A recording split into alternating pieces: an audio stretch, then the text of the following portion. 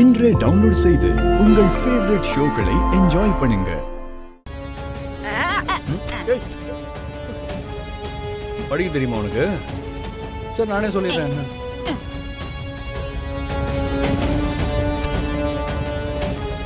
இங்க பார் நடத்த முடியாது, அதுக்கு ஸ்டே ஆர்டர் வாங்கியாச்சு.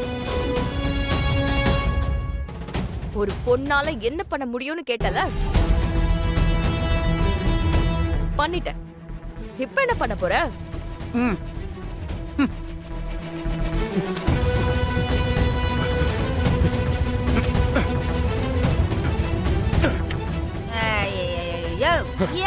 அது இதுன்னு டெக்னாலஜி வேற அளவுக்கு டெவலப் ஆயிட்டு இருக்கு. உன்னையே க்ளோன் பண்ணிட்டு இருக்கானுங்க. நீ என்ன பழைய பீஸ் மாதிரி கீச் பண்ணிட்டு இருக்க? ஏவா சொல்லுமா.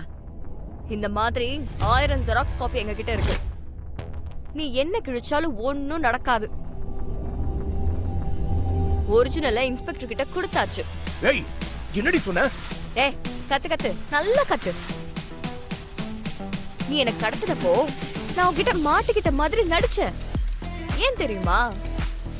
இந்த ஸ்டே ஆர்டர் வாங்குறதுக்கு டைம் வேணும்ல, அதுக்காக தான்.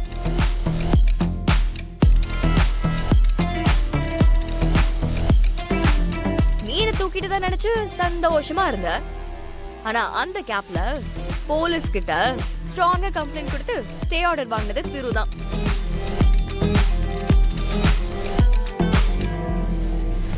என்னைக்கு எல்லாரும் முடிவு பண்ணி இந்த பாரை க்ளோஸ் பண்ணலாம்னு சேலஞ்ச் பண்ணாங்களோ அப்பவே அதெல்லாம் முடிஞ்சிருச்சு.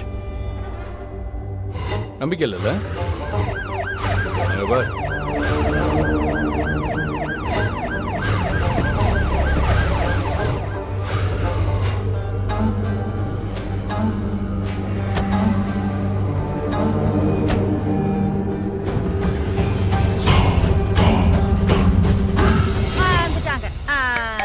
இப்போ உன் பலம் என்னன்னு தெரியும். அக்கா என்னம்மா? அந்த கட்டை உள்ளதானே இருக்கு. ஆமாமா. அந்த பயம் இருக்கணும்.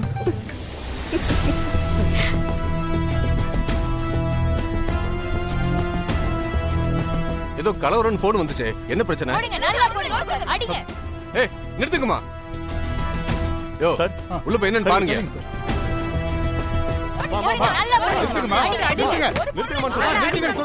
அமைதியா இருங்க. நிறுத்துக்குமா.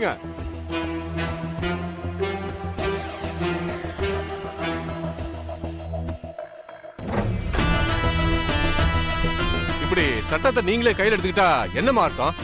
ஏன் சார் பார் நடத்தவங்கள கேட்காம நல்லது பண்ண எங்களை கேக்குறீங்க? சார் இது என்ன கோயிலா சார்? ஊருக்கு நடுவுல வைக்கிறதுக்கு?